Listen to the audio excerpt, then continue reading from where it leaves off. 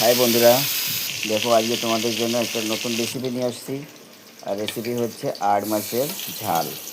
তো আড় মাছের ঝাল আমি কীভাবে রান্না করছি দেখো। প্রথমে মাছটা ভেজে নিলাম, তারপর জিরে ফোড়ন দিয়ে পেঁয়াজ দিয়ে দিলাম, সাথে মশলাপাতি দিচ্ছি রসুন, আদা, সব কিছু দিয়ে হালকা ভাজার পর দিয়ে দিলাম টমেটো।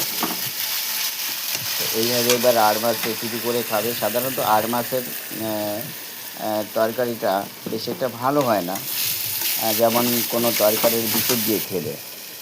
তাই আড় মাছটা আমি সবসময় মশলা দিয়ে রান্না করি, তবে বেশি মশলা না, হালকা। সব কিছু দেখতেই পাচ্ছ তোমরা, স্বাদ অনুসার লবণ, জিরে, হলুদ পাউডার সব কিছু দিয়ে দিলাম, লবণ দিয়ে আবার একটু ভালো করে কষিয়ে দিলাম।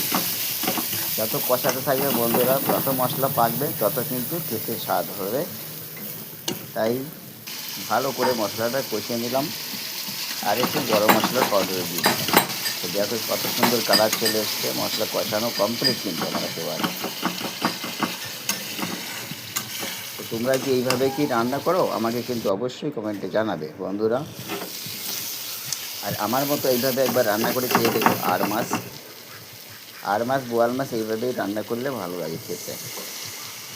তারপরে মশলা কষানোর পরে দিয়ে দিলাম আমি জলটা এই ফুটতে শুরু হলো, তারপরে দিয়ে দিলাম ভেজে রাখা আর মাছগুলো।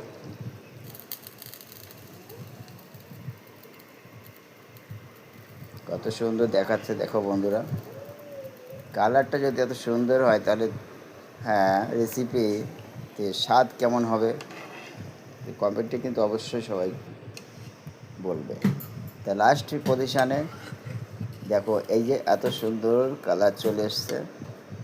রুটি দিয়ে খেতে হবে, তো তার জন্য একটু ঝোল ঝোল করে রাখছি, একেবারে কিন্তু কষানো না। ভাত দিয়ে খেলে কষিয়ে ভালো লাগে।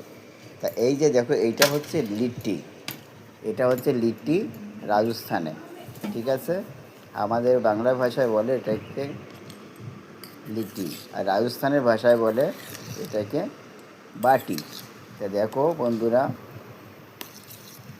গ্রেভিটা নিয়ে তার মধ্যে আমি যে বাটির কথা বললাম, বাটিটা চুরমুর করে ভেঙে চুরে দিয়ে তারপরে আমি চামচ দিয়ে খাবো। কেমন হয়েছে বন্ধুরা অবশ্যই জানাবে, তাহলে একটু সাবস্ক্রাইব করে দিও।